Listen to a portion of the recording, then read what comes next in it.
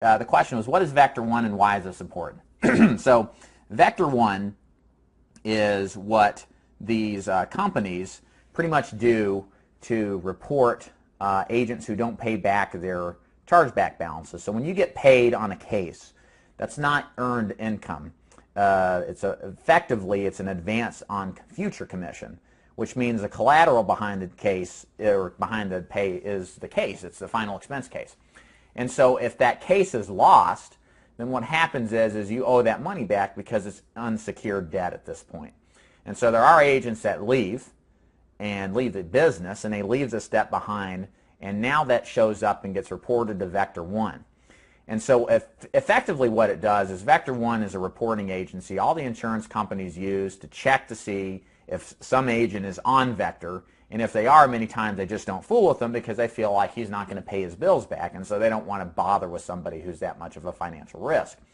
So what happens is that if you leave the business and you don't pay your bills back because you got advanced commission, then you'll be reported, and I think it shows up on your credit, but you certainly will have very big difficulty getting appointed. Now, where this is really applicable for you is that many companies, they don't tell you this, but if you get terminated and something happens to you, you will probably get reported to Vector.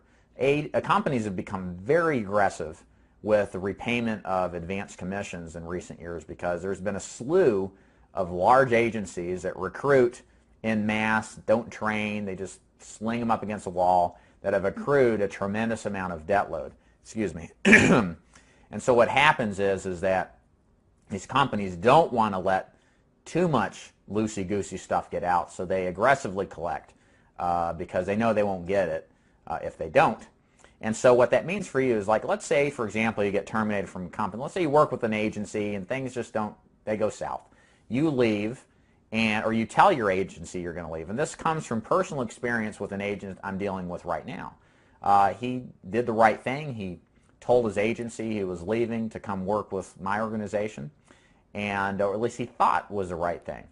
And ultimately what happened is that at the end of the day, his people above him terminated him. And immediately upon termination, not just the little bit of chargeback money he owed, but the whole slew of advance commissions that were out there. But even though there were the collaterals in place, even though there was a policy on the books, he had to pay it back, or that amount was put on Vector as well. And what Vector, that way of working, does is it puts you out of the business if you can't deal with it. Luckily, he's working through it. But where I go with this is I tell agents is, if you're in a bad situation and you're not getting the right pay, if you're trying to move, whether it would be with me or with another agency altogether, you need to make sure when you do a move that you don't let the cat out of the bag until you have your carrier appointments. You don't want to let anybody know what you're doing until you have secured appointments and you are approved, and that you also have your advanced commission as well. Because it's a lot easier to work from that positioning than it is to walk in and you have a Vector and you got to say, well, these guys did this and they did that. They terminated me. I try to do the right thing, because most companies are just they don't work well with the whole Vector thing.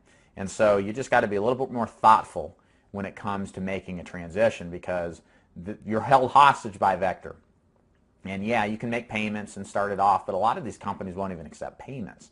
And that's the thing, is they use Vector as leverage to prevent you from going to work for somebody else, because the fear really that these carriers have is you're going to flip their book of business. And so that's why you got to do it in the right way, which unfortunately isn't the most, you don't want to burn bridges, but unfortunately it's just the way it works. From what I've seen from agents, that's just the best practice to protect yourself and your family, because that is what comes first anyway.